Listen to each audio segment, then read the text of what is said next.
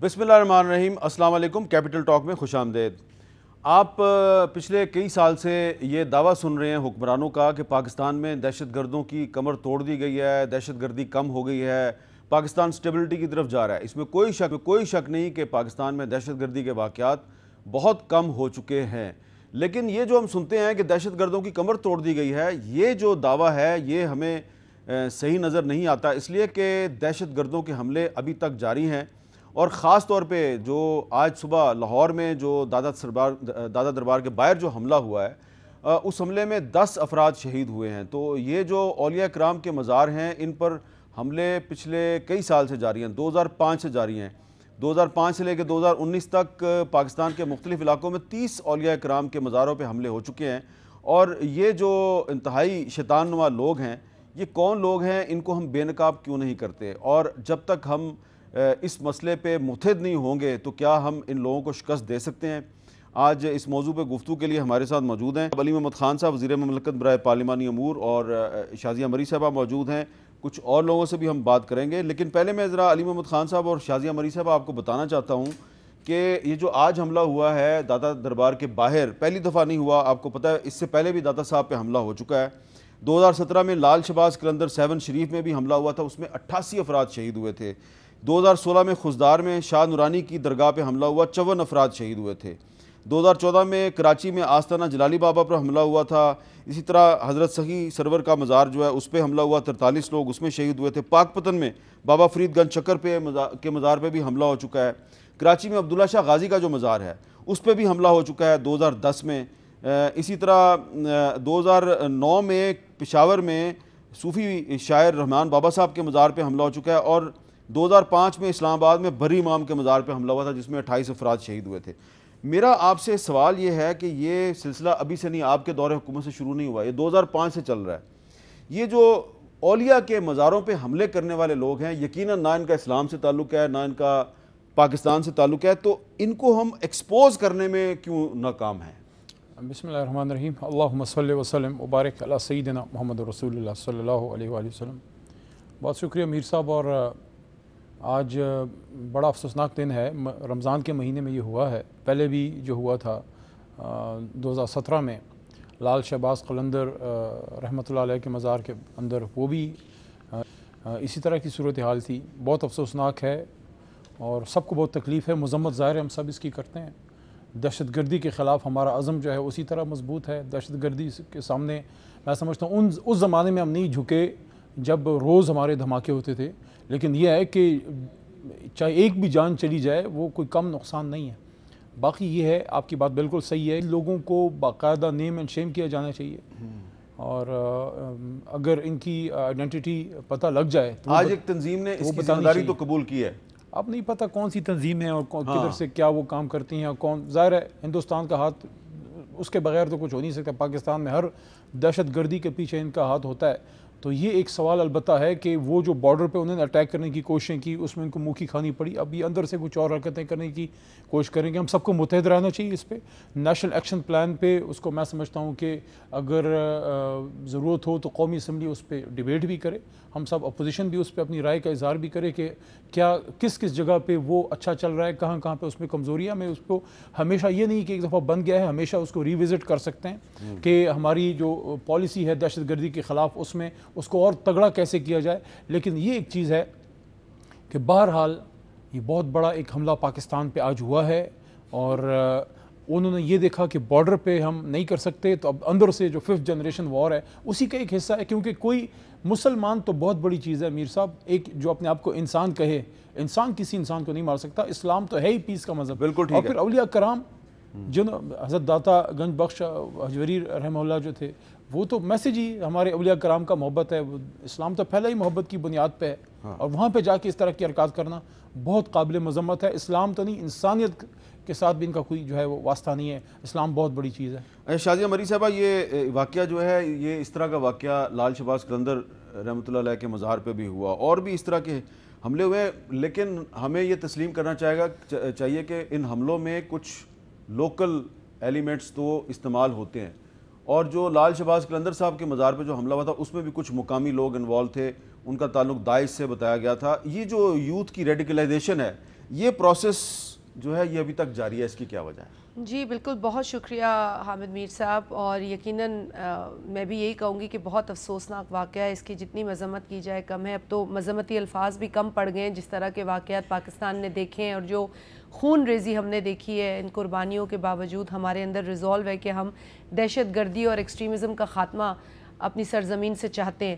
اور جس طریقے سے بھائی نے بھی بات کی کہ نیشنل ایکشن پلان ہمارے پاس موجود ہے، اس میں جو 20 نکات ہے، خاصا مفصل پلان ہے، چاہے ہم دوسری جماعتوں سے بھی تعلق رکھتے ہوں، لیکن جب یہ پچھلے دور میں پلان آیا تھا تو ہم سب نے اسے ویلکم کیا تھا اور اسی خواہش کا اظہار کیا تھا جو ہم آج بھی کر رہے ہیں کہ نیشنل ایکشن پلان پر امپلیمنٹ اس کو ہونا چاہیے۔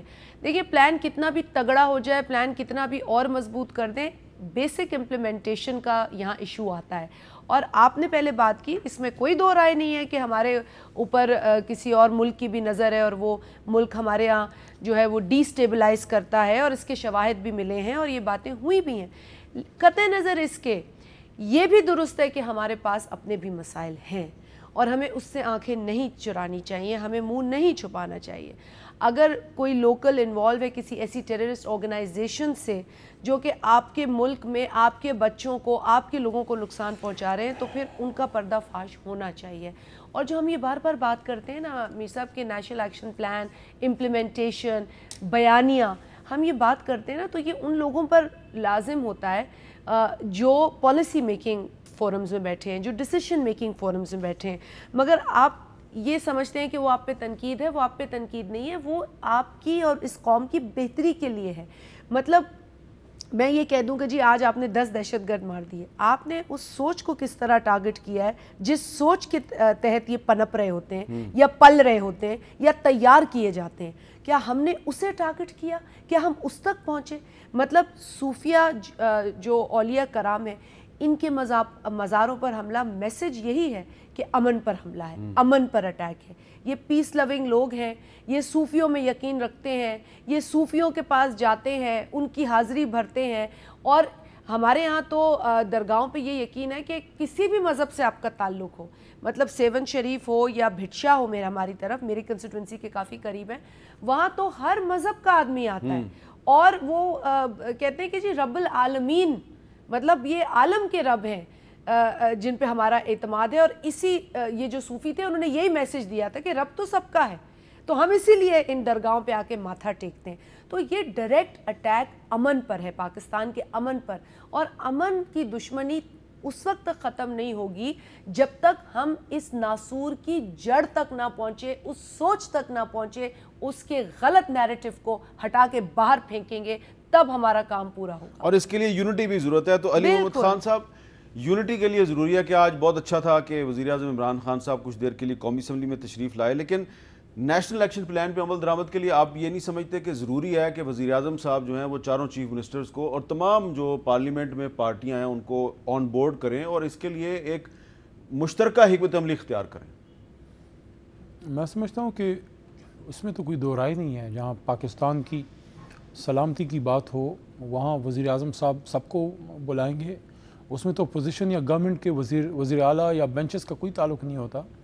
اور ہماری قوم نے اور ہمارے سیاستدانوں نے ثابت کیا ہے، چاہے وہ 16 دسمبر ہو 2014 کا ای پی ایس کا واقعہ ہو، سب مخالفتیں بلا کے بیٹھ گئے سارے، اور ابھی جو ہندوستان نے ہم پہ حملہ کیا ہے، میں سمجھتا ہوں جتنا تگڑا جواب ہماری فوج نے ان کو دیا بارڈر پہ، اتنا ہی تگڑا جواب ہمارے سیاستدانوں نے پارلیمان کے فورم سے دیا جب سب اکٹھے ہوئے، جوائنٹ سیشن ہوا۔ تو بالکل آپ کی تجویز بالکل درست ہے کہ سب کو مل کے اس پہ بیٹھنا چاہیے، چاہے وہ کسی بھی جماعت کا ہو۔ اگر وزیر اعلیٰ ہے، اس کے پاس مینڈیٹ ہے، وہ اپنے صوبے کا چیف ایگزیکٹو ہے، تو ظاہر ہے اگر آپ امن لائیں گے تو چیف ایگزیکٹو کو اعتماد میں لیے بغیر کیسے امن آ سکتا ہے؟ عمران خان صاحب ملے بھی ہیں اور ملیں گے بھی، مزید بھی ملیں گے۔ اچھا، اور آج جو پارلیمانی پارٹی کا اجلاس تھا عمران خان صاحب کی صدارت میں ہوا، اب میں نے سوال کیے نہیں، آپ مسکرا پڑے ہیں، اچھی بات ہے مسکرا رہے ہیں، اس میں بھی کیا ملک کی صورتحال پہ کوئی بات ہوئی؟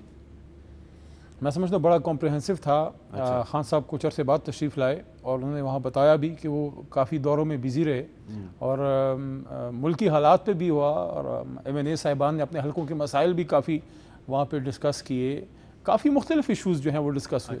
چلیں تو ذرا ہم اپنے جو ایک سینئر کورسپونڈنٹ ہیں جناب اویس اکبر یوسف زئی، ان سے پوچھتے ہیں کہ آج جو پارلیمانی پارٹی کا اجلاس تھا تحریک انصاف کی، اس میں کیا ہوا؟ السلام علیکم اویس صاحب۔ جی وسلام جی میر صاحب۔ اویس صاحب، آپ نے اس پارلیمانی پارٹی کے اجلاس کو کور کیا، آپ کی کیا خبر ہے؟ اس اجلاس میں کن معاملات پہ بات ہوئی؟ دیکھیں میر صاحب، آج جیسے آپ کو پتہ ہے کافی عرصے بعد عمران خان صاحب اپنے پارلیمانی پارٹی کے اجلاس سے انہوں نے ایڈریس کیا۔ اس سے پہلے جب منی بجٹ آنا تھا اس کے بعد پہلی دفعہ جو ہے وہ عمران خان نے سامنے کیا۔ جیسے ہی عمران خان صاحب آئے تو کافی زیادہ ہم نے دیکھا کہ بڑی تعداد میں نہ صرف پاکستان تحریک انصاف کی پارلیمانی پارٹی کے ممبران تھے بلکہ اتحادی بھی اس اجلاس کے اندر موجود تھے۔ جو سب سے بڑی خبر اس اجلاس کی ہمارے پاس آئی وہ یہ ہے کہ جیسے ہی خان صاحب نے فورم اوپن کیا، بات چیت کی، اپنی اوپننگ اسپیچ ختم کرنے کے بعد جیسے ہی ممبران کی طرف فلور گیا تو وہاں سے بیٹھے ہوئے ممبران نے کافی زیادہ غصے کا اظہار بھی کیا۔ وہ اگر میں کہوں کہ وہ پھٹ پڑے تو وہ غلط نہیں تھا، کہ ان کا یہی ایک نیریٹو تھا کہ جی وزیر اعظم صاحب جو ہے وہ غیر منتخب لوگوں کو کابینہ پر مسلط کر رہے ہیں، ہم پہ مسلط کر رہے ہیں، اور جو الیکٹڈ لوگ ہیں ان کو وہ ریپرزنٹیشن نہیں دی جا رہی۔ فیصل آباد کے دونوں ایم این اے راجہ ریاض صاحب اور خرم شہزاد صاحب دونوں نے آئیڈینٹیفائی کیا وزیر اعظم کو کہ جی آپ لوگوں نے نان الیکٹڈ لوگ جو ہیں وہ کابینہ میں بٹھا لیے ہیں، منتخب لوگوں میں اس طرح کے لوگ موجود ہیں، اگر آپ ان کو موقع دیں تو وہ اچھی طریقے سے ڈیلیور کر سکتے ہیں۔ اور بلکہ خرم شہزاد صاحب نے تو یہ بھی کہا کہ ایک ایسی شخصیت ہے جو 40,000 ووٹوں سے ہاری ہے، اس کو آپ نے کابینہ کا ممبر بنا دیا۔ جیسے ہی یہ بات ختم ہوئی تمام جتنے بھی ایاز اکبر یوسف زئی صاحب، یہ کس شخصیت کی طرف ان کا اشارہ تھا؟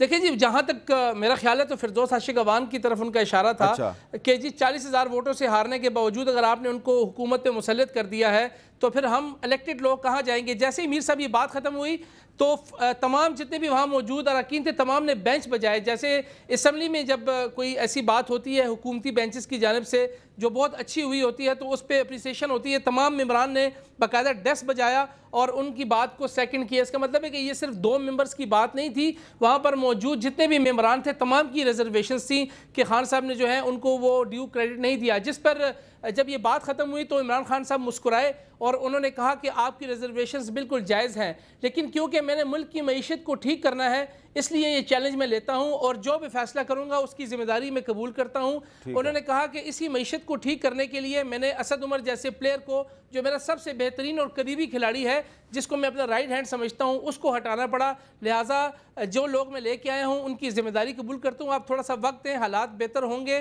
اور آپ یقین کریں کہ ملک بہتری کی طرف جا رہا ہے، لیکن بظاہر یہی لگ رہا تھا کہ شاید وہ لوگ کافی زیادہ ناراض ہیں۔ بہت شکریہ ایاز اکبر یوسف زئی صاحب۔ تو علی محمد خان صاحب یہ صحیح کہہ رہے ہیں کہ تھوڑی سی ریزنٹمنٹ تھی وہاں پہ، کچھ آپ اس پہ تبصرہ کرنا پسند کریں گے؟ کیا وہ جائز تھی؟ اس لیے کہ کچھ غیر منتخب لوگ جو ہیں وہ تو مسلم لیگ نون کی حکومت میں بھی تھے، ایڈوائزر تھے، پیپلز پارٹی کی حکومت میں بھی تھے، جو حفیظ شیخ صاحب ہیں یہ پیپلز پارٹی کی حکومت میں بھی تھے، اب آپ کی حکومت میں بھی آ گئے، تو اس میں انہونی بات کون سی ہے؟ دیکھیے میر صاحب، میں کچھ چیزوں پہ ہمیشہ سے بڑا کلیئر ہوں۔ پہلی بات یہ ہے کہ ڈیموکریٹک جماعتیں جتنی ہوتی ہیں، چاہے ہماری ہے، چاہے پیپلز پارٹی یا نون لیگ، ان کا تو ظاہر ہے میں کبھی حصہ نہیں رہا، لیکن مجھے یقین ہے وہاں بھی ڈیبیٹ ہوتی ہوگی، ہماری جماعت میں ڈیبیٹ ہوتی ہے اور آپ کو اس کا پتہ ہے۔ کور کمیٹی میں بھی ہوتی تھی، کور کمیٹی جب ہم گورنمنٹ میں نہیں تھے، اور اس میں بھی ہوتی ہے۔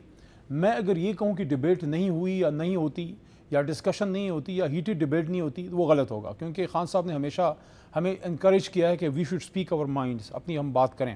ہمیشہ میری ایک عادت رہی ہے، کبھی کور کمیٹی یا پارلیمانی پارٹی یا کیبنٹ کی گفتگو آف دا ریکارڈ یا آن دا ریکارڈ کبھی میں نے بار نہیں کی۔ ہاں، وہ جو خان صاحب نے خود پبلکلی کی ہو یا جو ہمارے انفارمیشن منسٹر، تو میں پارلیمانی پارٹی کی ڈیٹیلز تو ڈسکس نہیں کروں گا، نہ کبھی کی ہے، لیکن اتنا ضرور کہوں گا کہ ہاں بہت سی چیزوں پہ ڈسکشن ہوئی ہے، ڈیبیٹ ہوئی ہے، اور خان صاحب ہمیشہ انکریج کرتے ہیں۔ اور ہماری جماعت کا ایک کلچر رہا ہے، بہت عرصے سے رہا ہے، جب ہماری سینٹرل ایگزیکٹو ہوا کرتی تھی، جب وہ پورے پاکستان سے لوگ آتے تھے، اس میں تو باقاعدہ یہ چیخ و پکار ہوتی تھی۔ تو یہ ہماری جماعت کا ایک ہے، کیونکہ ہمارے ادھر کوئی ڈکٹیٹرشپ نہیں ہے، everybody speaks their mind. Of course پھر اینڈ میں ڈیسیجن جو ہے وہ سینئر لیڈرشپ اور خان صاحب کی ہی ہوتی ہے، لیکن میں سمجھتا ہوں صرف یہ نہیں، بہت سی چیزیں ڈسکس ہوئی ہیں، اور یہ اچھی بات ہوتی ہے کہ آپ کے پارلیمنٹیرینز جو ہیں بجائے اس کے کہ وہ کربنگ کریں، خدا نخواستہ یہ میں نہیں کہہ رہا کہ کر رہے ہیں، مختلف جماعتوں میں ہوتا ہے اس طرح، جب لیڈرشپ نہیں ملتی، جب لیڈرشپ قدغن لگاتی ہے سوچوں پہ، جب گفتگو نہیں کرنے دیتی، پھر وہاں فارورڈ بلاکس بھی بنتے ہیں، اس طرح کی چیزیں ہوتی ہیں۔ ہماری جماعت میں یہ چیز اس لیے نہیں ہے کہ جو بھی آتا ہے اپنی بات کر کے چلا جاتا ہے، دے فیل ریلیکس کہ میں نے اپنی بات اپنے لیڈر تک پہنچا دی ہے۔ ٹھیک ہے، شازیہ مری صاحبہ، سندھ حکومت میں بھی کچھ لوگ ہیں الیکٹڈ نہیں ہیں لیکن ایڈوائزر ہیں, تو کیا غیر منتخب لوگوں کو واقعی ایڈوائزر نہیں ہونا چاہیے؟ دیکھیں ایک کانسٹیٹیوشنل پروویژن موجود ہے, ایک نمبر آف پیپل ہے, لیکن کانسٹیٹیوشن میں یہ اسپرٹ بھی موجود ہے کہ جو ہاؤس ہے اس میں سے کیبنٹ اٹھائی جائے گی, کہ ٹوٹل جو کیبنٹ کا نمبر ہوگا وہ ہاؤس کی پرسنٹیج اس میں سے نکلے گا. تو وہ جو مقصد ہے نا کہ پارلیمنٹ کا وہاں لکھا گیا, اس کا مطلب یہ ہے کہ آپ الیکٹڈ لوگوں میں سے کیبنٹ بنائیں گے. ایڈوائزرز کا یا اسپیشل اسسٹنٹ تو خیر ذکر ہی نہیں ہے کانسٹیٹیوشن میں, لیکن ایڈوائزرز کا ذکر ہے کہ 5 ایڈوائزرز ہوں گے. تو مطلب پھر بھی جو آپ کی میجورٹی آپ کو دی گئی ہے نا کیبنٹ کی, وہ in the spirit of the constitution elected representatives جو ہاؤس میں ہیں ان میں سے دی گئی ہے. اور جو بھائی نے بات کی ہے, مطلب بات انہوں نے جو بھی کی ہے ان تمام باتوں میں خود تضاد نظر آ رہا تھا, اور اسی لیے میں تھوڑا سا اس پہ میں ریئیکٹ کر رہی تھی اس وقت مسکرا کر. دیکھیں یہ آپ خود کہہ رہے ہیں کہ آپ جمہوری جو سوچ ہے یا جمہوری باتوں کو یا ڈیبیٹ کو انکریج کرتے ہیں, لیکن فیصلے آپ کے جتنے بھی ہو رہے ہیں وہ میں تنقید کروں نہ کروں, آپ کی تنقید جو ہے وہ خود کھل کے سامنے آ جاتی ہے, چاہے آپ کی میٹنگ میں آپ کے اپنے اراکین کریں, اور یہ ہوتا ہے. ٹھیک ہے, ڈیبیٹ اچھی بات ہے, اور کئی فیصلے تمام جماعتوں میں تمام فیصلے لوگ اپروو نہیں کرتے, لیڈرشپ کا ایٹ دی اینڈ ہوتا ہے.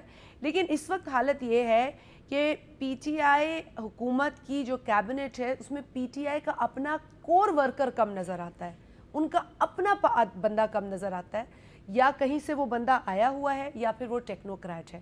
اور یہ میں خود نہیں کہہ رہی آپ لسٹ نکال لیں, اٹس فیکٹ. 4 بندے آپ گنوا سکتے ہیں جو پی ٹی آئی کے اپنے بندے ہوں گے, but majority of the people in their cabinet they don't even probably know the background of those people جو ہیں. تو المیہ یہ ان کے لیے ضرور ہے, ان کے ایم این ایز اگر شور کرتے ہیں تو وہ بھی ضرور اسی نقطے کو اٹھاتے ہیں جو صرف پیپلز پارٹی نہیں کہہ رہی ہے. یہ اب ایک بڑی عام فہم بات ہے جس پر آپ نے کئی اچھا فردر آرگومنٹ سے پہلے فواد چودھری صاحب تھے, وہ الیکٹڈ ایم این اے تھے, وہ انفارمیشن منسٹر تھے, تو اپوزیشن ان پہ بہت اعتراضات کرتی تھی کہ جی یہ بہت غلط زبان استعمال کرتے ہیں, تو اب ان کی جگہ پہ ایک ایسی خاتون کو لایا گیا کہ جو ویسی زبان استعمال نہیں کرتی. دیکھیں نہیں کرتی, یہ تو آپ انفارمیشن دے رہے ہیں کہ نہیں کرتی. نہیں ابھی تک تو میں نے نہیں سنی. خیر بہرحال وہ اپنی انفارمیشن ابھی مضبوط کر رہی ہے, کیونکہ پاکستان کی پاپولیشن انہوں نے 12 کروڑ بتا دی تھی. تو میرا خیال ہے وہ اپنی انفارمیشن ابھی درست کر لیں, پھر وہ آ کے عوامی, لیکن اس سوچ کے ساتھ وہ پاپولیشن ویلفیئر کی منسٹر بھی رہی ہیں. ہم دیکھیں اب پھر انہوں نے صرف شاید پھر ایک صوبے کی پاپولیشن بتا دی تھی, لیکن انہوں نے کہا پاکستان کی دیکھیں نا 12 کروڑ عوام ہے. تو جس کو یہ نہ پتا ہو کہ 22 کروڑ عوام ہے پاکستان کی اور آپ اسے 12 کروڑ میں تبدیل کر دیں, میں زیادہ کامنٹ نہیں کر سکتی, وہ یہاں موجود بھی نہیں ہے. لیکن بہرحال میرا خیال ہے کہ اگر ٹارگٹ آپ یہ کہنا چاہ رہے ہیں کہ جی ایک انفارمیشن منسٹر جو ہے وہ اس طرح بات نہیں کر سکتا جس طرح آپ چاہ رہے ہیں کہ وہ بات کریں. میری نظر میں فواد چودھری صاحب اپنا کام کر رہے تھے, ٹھیک ہے وہ ہم پہ تنقید کر رہے تھے یا جو ان کو ٹاسک دی گئی تھی, لیکن اگر ان کو بھی یہ ٹاسک دی جاتی کہ حکومت کی کارکردگی پر بات کریں, حکومت کے پروجیکٹس کو ہائی لائٹ کریں, جو کہ ایک انفارمیشن منسٹر کا آئیڈیل رول ہوتا ہے, لیکن چونکہ ان کے پاس کچھ ہائی لائٹ کرنے کو ہوتا نہیں تھا, تو اسی لیے ان کے جو تیر تھے وہ تو ویسے حفیظ شیخ صاحب کو تو صحیح لایا نا عمران خان صاحب. نہیں, انہوں نے تو مان لیا نا کہ جی زرداری صاحب کی ٹیم صحیح چل رہی تھی. مطلب 2011 میں مینار پاکستان پہ آپ نے کہا کہ یہ بہت بری معیشت ہے اور برا بجٹ ہے اور سب کچھ ہے, وہ بھی لائے تھے حفیظ شیخ صاحب.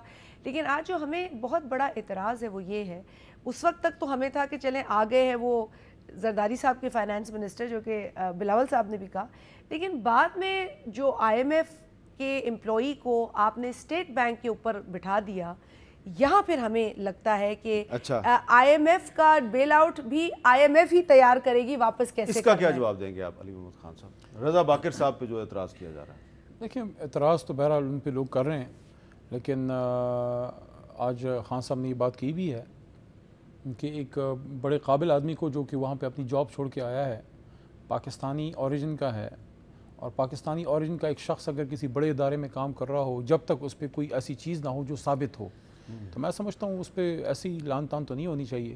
وقت ثابت کرے گا کہ وہ پرفارم کر سکتے ہیں یا پرفارم جو ہے وہ نہیں کر سکتے. جہاں تک ڈاکٹر حفیظ شیخ صاحب کا تعلق ہے, تو یہ بات شاید کل یا پرسوں میں نے ایک پروگرام میں کی بھی تھی, آپ کے بھی پروگرام میں کرتا چلوں, کہ ڈاکٹر حفیظ شیخ صاحب جو ہیں وہ ایک ٹیکنوکریٹ ہیں, وہ ایک ایسے آدمی ہیں جس طرح ایک وکیل ہوتا ہے, اپنی صلاحیتیں کوئی بھی اس کی لے سکتا ہے. تو وہ کوئی پیپلز پارٹی کے آئی ڈونٹ تھنک کوئی ایکٹیو ممبر ہیں یا کوئی خدا نخواستہ ان کا کوئی پیپلز پارٹی سے نکاح ہوا تھا، ان کے والد صاحب بھی پیپلز پارٹی میں تھے اور حفیظ شیخ صاحب پیپلز پارٹی کے ٹکٹ پہ سینیٹر منتخب ہوئے. حامد میر صاحب اس وقت جب ہم ان کو لائے ہیں لیکن اس وہ وقت کی کوئی ٹویٹس پیپلز ہیں پارٹی کچھ آپ کے کے پاس ممبر نہیں ہیں. دوسری بات یہ ہے کہ صرف وزیر خزانہ نہیں ہوتا، اگر اس زمانے میں کرپشن تھی سب کچھ، لیکن میں آپ کی بات تسلیم کر لیتا ہوں کہ حفیظ شیخ صاحب is available for every party. Hamid Mir صاحب میں آپ کو لیڈر بڑا میٹر کرتا ہے. اس وقت زرداری صاحب لیڈر تھے، اس وقت عمران خان صاحب لیڈر ہیں. ہو سکتا ہے کہ حفیظ شیخ صاحب اس وقت جو کرنا چاہتے ہوں زرداری صاحب کی پالیسیز اس کی اجازت نہ دیتی ہوں. حفیظ شیخ صاحب کے پاس پاکستان کو ٹھیک کرنے کا اگر کوئی بہترین موقع ہو سکتا تھا وہ عمران خان صاحب کے نیچے اس لیے ہے کہ کم از کم کوئی اس کو برا نہ مانے. اچھا ویسے حفیظ شیخ صاحب اس وقت زرداری کو صاحب مجبور نہیں کرے گا کہ وہ کرپشن کو فروغ دیں یا غلط پالیسیز بنائیں. $66 پر بیرل تھا اور لوگوں پر اس کا جو بوجھ تھا وہ میں آپ کو بتاتی چلوں، نہیں $120 تھا پر بیرل، اور عوام پر بوجھ کیا تھا؟ Petrol 63 rupees, diesel 44. آج عمران خان صاحب ہیں تو 66 ہے ڈالر، میں نے 120 کہا ٹھیک ہے، اور پیٹرول ہے 108 اور ڈیزل ہے 122. بالکل فرق ہے. چلیں آج پتہ لگ جائے گا نا. جہاں تک آئی ایم ایف کی میں نے بات کی نا، دیکھیں اصولی بات میں ڈاکٹر حفیظ شیخ انڈر عمران خان، ابھی تو آئی ایم ایف انڈر ہو گیا. چلے ابھی ویسے میں اب تو بھائی آئی ایم ایف ہے، میں نے ایک بریک لینا ہے. آئی ایم ایف ہی آپ کو پیسے دے رہی ہے اور اس کو کیسے اتارنا ہے اس نے اپنا بندہ بھیج دیا ہے. بات یہ ہے اسٹیٹ بینک، دیکھیں نہیں آپ میری بات سمجھ نہیں رہے. ہم نے تو آج بھی بولا، میں نے تو آج بھی آپ نے چیئرمین بلاول بھٹو زرداری صاحب کا بیان شاید نہیں سنا.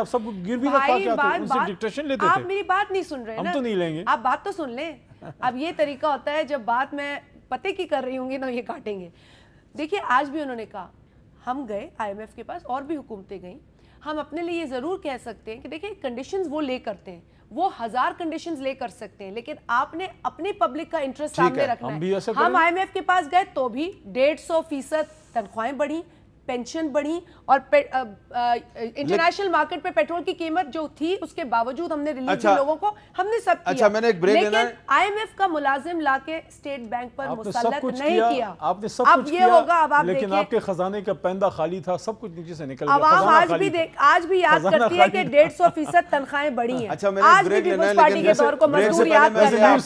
آج بھی وہ لوگ پر کان پہ ہاتھ ہے لوگوں کا کہ یہ خزانہ خالی کرنے کا گر بھی آئی ایم ایف سے سیکھا ہے. میرے بھائی خزانہ خالی ہمارا ہمیں جو ملا تو اسحاق ڈار نے اس کی گواہی دی نا. بات ہو رہی تھی کہ مہنگائی جو ہے وہ پیپلز پارٹی اور مسلم لیگ نون کے دور کی جو غلط پالیسی ہیں اس کی وجہ سے ہوگی، خزانہ خالی ہو گیا تھا اس لیے اب مہنگائی ہے. لیکن ٹھیک ہے مہنگائی تو ہے، لیکن یہ رمضان کے مہینے میں مہنگائی جو ہے یہ ضرورت سے زیادہ ہو جاتی ہے، تمام حدود کو کراس کر جاتی ہے، اور کہیں ہم سب کو بے نقاب تو نہیں کر دیتی کہ ہم جو کہتے ہیں کہ یہ پاکستان اسلام کا قلعہ ہے، مسلمانوں کا ملک ہے، تو ہم یہ رمضان کے مقدس مہینے میں کیا کرتے ہیں ایک دوسرے کے ساتھ. ایک رپورٹ آپ کو دکھانا چاہتا ہوں، ذرا دیکھیں کہ روزہ دار جو ہیں جو کہ بہت سی چیزیں خریدنے کی سکت نہیں رکھتے، جب بازاروں میں جاتے ہیں تو ان کے کیا جذبات ہوتے ہیں.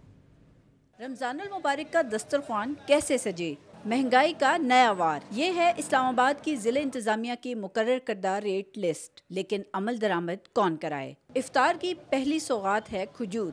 سرکاری ریٹ 120 روپے، مارکیٹ ریٹ 150 سے 200 روپے. 135 روپے والا گولڈن سیب منافع خور بیچ رہے ہیں 300 روپے کلو میں. 155 والا کیلا 200 روپے درجن. 110 والے امرود کے مارکیٹ میں نرخ 200 روپے. 370 روپے والا لیمو 400 روپے کلو. 5 کلو پیاز کا سرکاری ریٹ 325 روپے، مارکیٹ میں 400 روپے تک فروخت جاری. سبزیوں کی قیمتیں مقررہ حد سے 20 سے 25 روپے فی کلو تجاوز کر گئی ہیں. مہنگائی نے تو تباہی مچا دی. آپ پیسہ لے جاتے ہیں مارکیٹ میں تو آدھا تھیلا نہیں ہوتا 1000 روپے میں. 1500 کا صرف فروٹ ہی آیا، تو باقی چیز کیا ڈالنی اس میں. اتنی مہنگائی ہے کہ فروٹ کوئی لے ہی نہیں رہا. آمد رمضان کے ساتھ ہی 20 کلو آٹے کے تھیلے میں 75 سے 80 روپے کا اضافہ. نئی قیمت 875 روپے.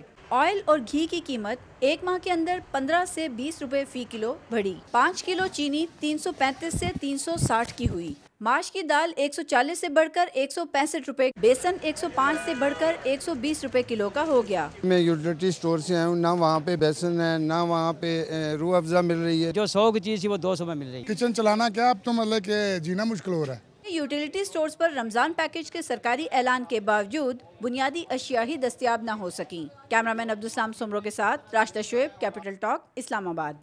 तो ये था इस्लामाबाद। अगर इस्लामाबाद में ये सूरत हाल है तो बाकी पाकिस्तान में क्या सूरत हो? अब अली मोहम्मद ख़ान साहब, सवाल मेरा ये है कि ये जो इस्लामाबाद फेडरल टेरिटरी है ये वजारत दाखिला के मातहत है। वज़ीर दाखिला कोई गैर मुंतखब मशीर नहीं है, एक मुंतखब रुकन कौमी असम्बली हैं, बड़े तजर्बाकार सियासतदान हैं जनाब एजाज शाह साहब, आज असम्बली में भी मौजूद थे। इसी तरह इस्लामाबाद में कोई MP नहीं है, MNA है, और उनमें से भी एक MNA साहब जो हैं वो इलेक्टेड हैं, वो एडवाइज़र हैं। तो इस्लामाबाद के मुंतखब MNA PTI के हैं और इस्लामाबाद जो है वो बराह रास्त वज़ीर दाखिला के अंडर है, वो भी इलेक्टेड हैं। तो ये जो इलेक्टेड हमारे साथी हैं, दोस्त हैं, ये इस्लामाबाद शहर में हुकूमत की मुकर्रर करदा जो रेट लिस्ट है उस पर अमल दरामद करवाने में नाकाम क्यों हैं? ये तो मुंतखब हैं, गैर मुंतखब तो नहीं हैं। दो मुख्तलिफ बहसें हैं, मुंतखब गैर मुंतखब और रेट्स की जो है उसको अपनी मुकर्रर हद पे बरकरार रखना। उसमें आज भी असम्बली में भी शायद इस पर कोई बात हुई थी, कोई सवाल शायद आया था। बेसिकली जितने भी हमारे डिप्टी कमिश्नर्स हजरात हैं, DCO साहिबान हैं, असिस्टेंट कमिश्नर्स हैं, उनको तो सूबे में हमारी हुकूमत है इंक्लूडिंग इस्लामाबाद और पंजाब और खैबर पख्तूनख्वा, सबको जो है डायरेक्शन दी गई हैं और हफ्तावारी और डेली बुनियाद पे भी वो जा रहे हैं और हफ्तावारी बुनियाद पे भी मीटिंग्स हो रही हैं। जो मुख्तलिफ उनके इदारे हैं ताजरों के, उनके साथ भी उनकी तंजीमों के साथ भी वो बैठ रहे हैं, छापे भी पढ़ रहे हैं। लेकिन ज़ाहिर है इससे मैं इनकार नहीं करता, ये बिल्कुल लाजमन होगा, इसको देखा जाएगा। जहाँ तक गैर मुंतखब मुंतखब का है, देखें हमेशा एक डेमोक्रेटिक गवर्नमेंट में कोशिश ये की जाती है, प्रेफरेबल ये है कि मुंतखब आदमी ही हो, क्योंकि अवाम ने उसी पे एतमाद किया था। लेकिन कुछ चीज़ें ऐसी होती हैं, फॉर एग्ज़ाम्पल फाइनेंस है, कि उसमें आपको बहरहाल कहीं ना कहीं आपको एक टेक्नोक्रेट की ज़रूरत शायद पड़े, या अगर आपके पास अपना इलेक्टेड कोई हो। असद उमर साहब हमारे बेहतरीन आदमी हैं, वो थे, लेकिन खान साहब ने बेहतर जाना कि फ़िलहाल उनको किसी और पोजीशन पर रखें और डॉक्टर साहब को लेके आएँ। लेकिन मैं ये समझता हूँ कि बहरहाल इस बात से मैं आपकी डिसएग्री नहीं करता कि होना इलेक्टेड चाहिए, लेकिन कुछ जो स्पेशलाइज्ड पोस्ट हैं उसमें आपको बहरहाल एक स्पेशलाइज्ड बंदे की ज़रूरत पड़ती है। अच्छा, अब इसमें हमें ज्वाइन किया है जी मुस्लिम लीग नून के सीनियर रहनुमा रुकन कौमी असम्बली जनाब राना सनाउल्लाह साहब ने। राना साहब, ये बताएं कि ये हम जो बहस कर रहे हैं मुंतखब और गैर मुंतखब की, आज तहरीक इंसाफ के पार्लिमानी इजलास में बड़ी तनकीद हुई गैर मुंतखब मशीरों पे, लेकिन जो मुंतखब मशीर हैं, मुंतखब वज़ीर हैं, आप उनकी भी देख रहे हैं कारकर्दगी आपके सामने है। पंजाब में मुंतखब चीफ मिनिस्टर है, इस्लामाबाद में मुंतखब वज़ीर दाखिला है, उसके अंडर है पूरा शहर। तो हर जगह पे महंगाई का बुरा हाल है, आवाम जो है वो उनको कोई रिलीफ कहीं से नहीं मिल रहा। तो आप ये समझते हैं कि गैर मुंतखब मशीरों की अहमियत में उस वक्त इजाफा होता है जब मुंतखब वज़ीर जो है वो नाकाम हो जाते हैं? इसमें मीर साहब, ये जो मुंतखब और गैर मुंतखब की बहस जो है ये भी किसी हद तक रेलेवेंट है, लेकिन इस गवर्नमेंट का ओवरऑल हाल ये है कि ये गवर्नमेंट जो है ये ऐसे महसूस होता है कि ये असेब ज़दा है। इसके ऊपर किसी मोकल का जो है ना, जिस तरह से होता है ना, किसी के ऊपर कुछ जादू टूना हो जाता है और आदमी जो है वो हवास खो बैठता है, तो ये इसका ये हाल है। कोई इनको अपनी समझ है, ना किसी को इनकी समझ आ रही है कि ये क्या करने जा रहे हैं। अब ये महंगाई का जो मामला है, चले वो जो ये कह रहे हैं कि 9 पॉइंट समथिंग जो है ये है और जो है ये बढ़ गई है, लेकिन जो इस वक्त बाजार की सूरत हाल है वहाँ पे तो 9 पॉइंट की बजाय वहाँ पे तो कोई मेरा ख्याल है कोई 60 पॉइंट कुछ हुआ है। यानी एक तो कोई चीज मिलती नहीं है, दूसरा जो कीमतें मुकर्रर है उनके ऊपर कोई चीज ना कुछ देने को तैयार है, ना किसी को जो है वो मिल रही है। इनके बाजारों का जो, यदि आप इनकी हुकूमत की कारकर्दगी या इफेक्टिवनेस का हाल देखें, बाकी आप मुआशी पॉलिसियों को और अमन अमान की सूरत हाल को छोड़े, यदि इनसे जो इनके अपने लगाए हुए बाजार हैं जिनके ऊपर इन्होंने अरबों रुपए की सब्सिडी देने का जो है वो ऐलान किया है, वो नहीं मैनेज हो पा रहे।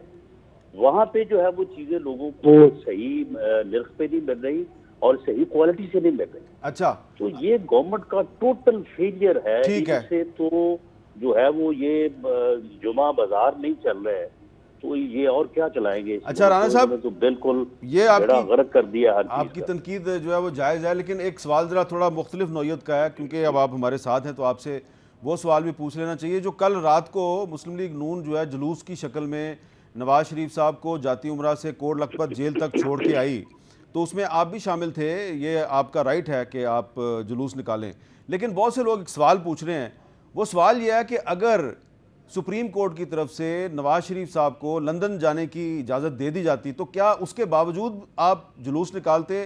اور وہ ٹویٹیں ہوتی مریم نواز شریف صاحبہ کی جو ہوئی ہیں، کیا اگر لندن جانے کی اجازت مل جاتی تو کیا آپ واقعی وہ کچھ کرتے جو کل رات کو آپ نے کیا؟ دیکھیں، پاکستان مسلم لیگ نون کے ورکرز یا اس کی جماعت کے جو لوگ ہیں، ان کی نظر میں میاں نواز شریف کو جو ہے وہ غلط سزا دی گئی ہے، انہیں اس جرم کی سزا دی گئی ہے کہ انہوں نے اس ملک کو ناقابل تسخیر بنایا، اس کو ایٹمی قوت بنایا، انہیں اس جرم کی سزا دی گئی ہے کہ انہوں نے اس ملک کو جو ہے وہ اندھیروں سے جو ہے وہ نجات دلائی، انہیں اس جرم کی سزا دی جا رہی ہے کہ انہوں نے اس ملک کو فیوچر جو ہے وہ سی پیک دیا، اور ان کو سزا دے کے اب جو ملک کے ساتھ ہو رہا ہے کہ اس کو ایسٹ انڈیا کمپنی کی شکل میں جو ہے یہ آئی ایم ایف کے پاس جو ہے وہ ہینڈ اوور کر دیا گیا ہے، ہینڈ اوور کیا جا رہا ہے، تو ان کے ساتھ اس ظلم کے موقع کے اوپر کہ جب کہ وہ جو ہے وہ ایک ظلم کا زیادتی کا سامنا کرنے جا رہے ہیں، تو لوگوں نے ان کے ساتھ اظہار یکجہتی کیا ہے، ٹھیک ہے، اپنے جذبات کا اظہار کیا ہے، اس میں کوئی جو ہے وہ قانونی منہ شگافیوں میں جانے والی بات نہیں ہے، یہ لوگوں کی محبت ہے، لوگوں کا پیار ہے، اور میر صاحب آپ یقین کریں کہ انہوں نے کل میڈیا کے اوپر بلیک آؤٹ کیا، میں ایک محتاط اندازے کے مطابق کہہ رہا ہوں کہ 50,000 سے زیادہ ورکرز نے کل سڑکوں پہ آ کے میاں نواز شریف کے ساتھ جو ہے اظہار یکجہتی اچھا آپ نے اور ان کے جذبات جو ہے وہ دیکھنے والے تھے، آپ نے کل ان کی کمٹمنٹ، ان کے ساتھ محبت جو ہے وہ دیکھنے والے۔ آپ نے بلیک آؤٹ کی بات کیا، لیکن کم از کم ہمارے چینل پہ تو بلیک آؤٹ نہیں تھا، اور ہمارا کل آدھے سے زیادہ پروگرام کیپٹل ٹاک جو ہے وہ نہیں دکھایا گیا، بلکہ اس کی جگہ پہ آپ کی ریلی دکھائی گئی، اس لیے بلیک آؤٹ والی بات منتظمین سے پوچھے کہ ان کے ساتھ کیا ہوتی ہے نہیں، لیکن میں تو آپ کو اپنی بات بتا رہا ہوں کہ میرا پروگرام آدھے سے زیادہ نہیں دکھایا گیا کیونکہ ہم نے آپ کی ریلی دکھائی، تو بلیک آؤٹ کی والی بات جو ہے آپ کی مثال جو ہے نا وہ تو اور کسی جگہ پہ بھی نہیں دی جاتی۔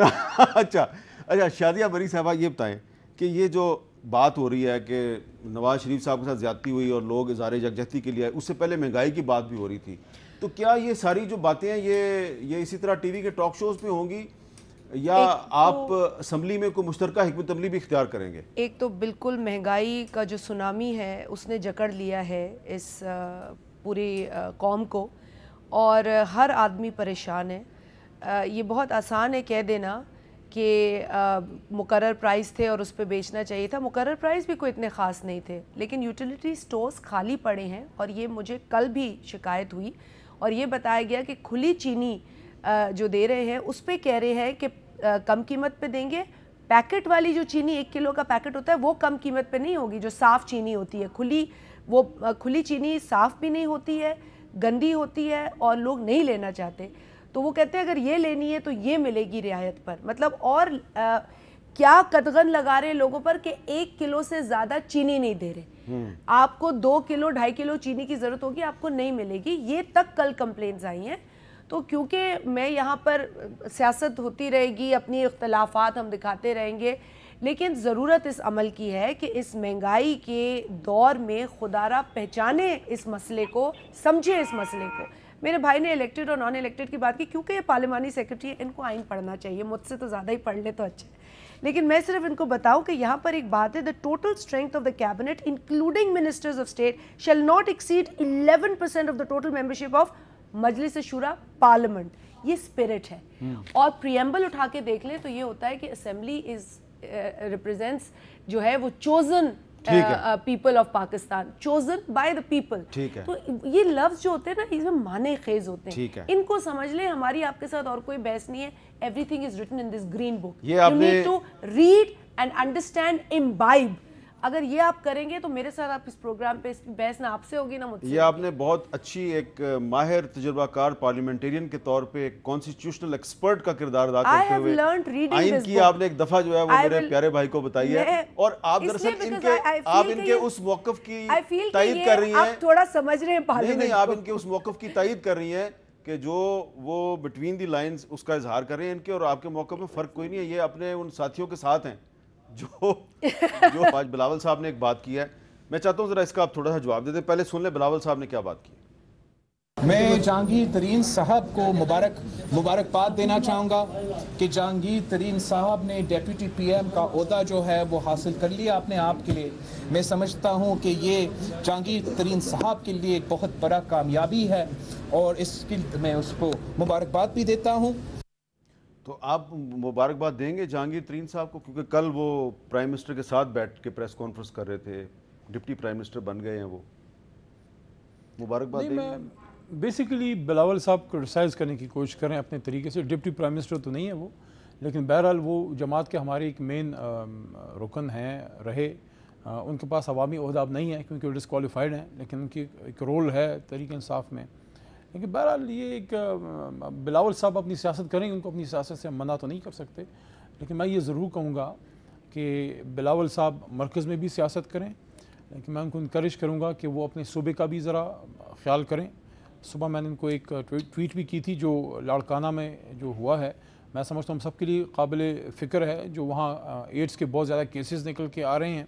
تو میں سمجھتا ہوں کہ بلاول صاحب کے اپنے صوبے پہ بھی نظر ہوگی. اور میں نے ان کو یہ بھی کہا ہے اس ٹویٹ میں کہ فیڈرل گورنمنٹ جو ہے, جو وزارت صحت ہے, ہم ہر طرح سے تعاون کر بھی رہے ہیں اور ہر طرح سے ہم سندھ کی حکومت کی اس میں تعاون کریں گے. لیکن سیاست اپنی جگہ, جس طرح بھی میری بہن نے بات کی ہے, لیکن جو جینوئن ایشوز ہیں اس پہ بھی گفتگو ہو. انہوں نے گرین بک کی مجھے مثال دی ہے, میں ان کی اس بات سے ایگری کرتا ہوں. ہم گرین بک پہ انشاءاللہ عمل کر رہے ہیں, لیکن زیادہ کریں گے. ہم مرکز میں کرتے ہیں, آپ صوبے میں سٹارٹ کر دیں, ذرا دیر سے صحیح, لیکن سندھ میں سٹارٹ کر دیں. صوبے میں ہم کر رہے ہیں, اللہ کا شکر ہے, صوبے میں ہم کر رہے ہیں. اور صوبے میں اس وقت وہ جماعت ہے جس نے 1973 کا آئین دیا, اور اس کے بعد 18ویں ترمیم جو کہ آپ کو آج کل بہت ہی چبھ رہی ہے, وہ بھی اس 1973 کے آئین کا جو نامکمل کام تھا وہ پورا کیا گیا. اور میر صاحب آپ اس چیز کو سمجھ سکتے ہیں کہ فیڈریٹنگ یونٹس کی جو طاقت ہے وہ وفاق کو مضبوط کرتی ہے. سو یہ طریقہ اس طرح ہوتا ہے, نہ کہ آپ دوسری طرف سوچیں کہ وفاق سے طاقت ملتی ہے. ملتی فیڈریشن کو طاقت فیڈریٹنگ یونٹ سے ہے. یہ اسپرٹ ہے اس آئین کا, اور 18ویں ترمیم میں وہ ریئلسٹک اس میں اپروچ لی ہے. سو میرا خیال ہے کہ اس میں افینڈ ہونے کی ضرورت نہیں ہے. ابھی بھی بہت کچھ ہے اس بک کے اندر جو کہ آپ فالو نہیں کر رہے, اور ہمیں خوشی ہوگی آپ کریں, کیونکہ ہم تو وہ جماعت ہیں جو اس کو, جس میں لیڈرشپ شہید ذوالفقار علی بھٹو نے یہ آئین اس قوم کو دیا, تو ہمیں تو سب سے زیادہ فخر اور خوشی ہوگی جب آپ اس پاکستان کے آئین کو فالو کریں. اچھا رانا ثناءاللہ صاحب, اب آخر میں یہ بتائیں کہ یہ اب عید کے بعد کیا ہوگا؟ جو کل رات کو آپ نے ریلی نکالی اور پھر اس سے پہلے پیپلز پارٹی جو ہے وہ بھی کافی جلسے جلوس کر رہی ہے, تو عید کے بعد کیا آپ دونوں مل کے صرف پارلیمنٹ کے اندر ہی شور مچائیں گے یا پارلیمنٹ سے باہر بھی کچھ کریں گے؟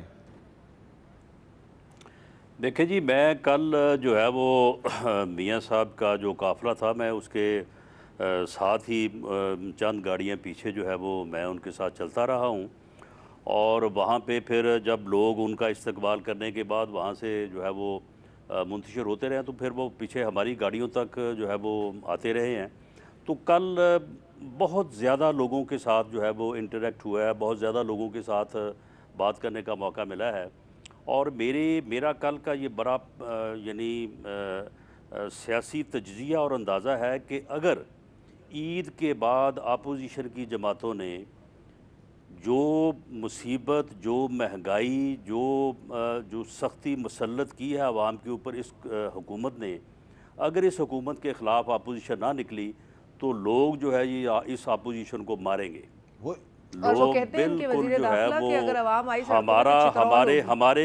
ہمارے گھروں کا گھراؤ کریں گے, اور الٹا جو ہے وہ ہمیں ماریں گے کہ بھی آپ لوگ جو ہے یہ گھروں میں بیٹھے ہیں. اور شازیہ آپ اتفاق کرتی ہے رانا صاحب سے؟ نہیں, لوگوں کا بہت پریشر ہے, گیس کے بلز پر کا پریشر ہے. یہاں میر صاحب میں آپ کے پروگرام میں بہت دفعہ کہہ چکی ہوں, بہت دفعہ, کہ آج بھی میرے حلقے میں میرے آبائی گاؤں میں 20 گھنٹے لائٹ نہیں ہوتی. جی آخری بات, گیس کے بلز آ رہے ہیں, بجلی کے بلز آ رہے ہیں, ضرورت اشیاء کم نہیں ہو رہی ہیں, قیمتیں بڑے عرصے بعد رانا بڑھتی جا رہی ہیں. ثناءاللہ صاحب نے سچی بات کی ہے.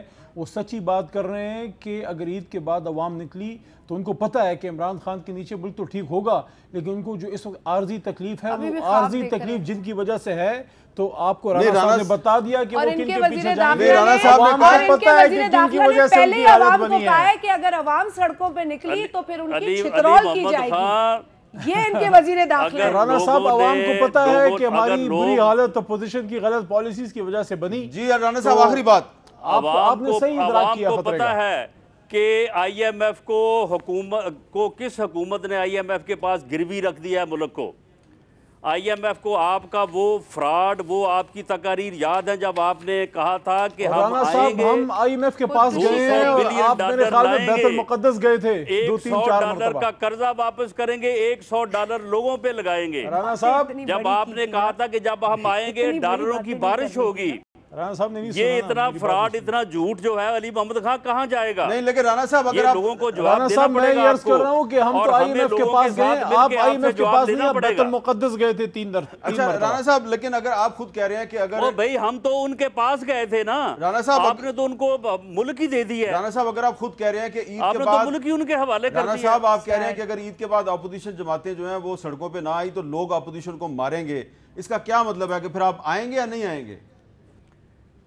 جی بالکل آنا پڑے گا اور عوام کے ساتھ مل کے اس حکومت کو گرانا پڑے گا. تو جو وعدہ کیا ہے وہ نبھانا پڑے گا. کو دیا ہے تو جو وعدہ کیا ہے وہ نبھانا پڑے گا. رانا صاحب اس بات کا خیال رکھیے گا کہ جب آپ نکلیں تو کہیں میاں صاحب ملک سے باہر ہی نہ نکل گئے ہوں. اچھا یہ بھی چانس ہے. آپ کا کیا خیال ہے؟ کوئی بات نہیں، ہم تو نکلیں گے انشاءاللہ تعالی. اب تو وہ جیل چلے گئے، اب کون سی ڈیل ہو سکتی ہے؟ ہمیں کیا پتا. اب تو سپریم کورٹ نے بھی انکار کر دیا. سن 99 میں کیا ہوا تھا؟ ہم تو ڈیل کے لیے تلاش. تو سن 99 میں تو ایک پرویز مشرف تھا، اب تو پرویز مشرف نہیں، اب تو عمران خان ہے. ہم تو ڈیل کے لیے تیار نہیں ہیں، لیکن میں صرف ان کو یہ کہہ رہا ہوں کہ اکثر اوقات ان کی لیڈر اپنے کارکنوں کو چھوڑ کے کہیں غائب ہو جاتے ہیں. اچھا میں پھر اجازت لے لیتا ہوں، پھر پریشان میں اجازت لے لیتا ہوں کیونکہ آپ سن 99 میں چلے گئے ہیں اور سن 99 میں پاکستان میں جمہوریت نہیں ڈکٹیٹرشپ تھی اور میں ڈکٹیٹرشپ کے دور میں واپس نہیں جانا چاہتا. علی محمد خان صاحب آپ کا بڑی مہربانی. Thank you. رانا صاحب آپ کا بھی بہت بہت شکریہ. اجازت دیجیے. اللہ حافظ.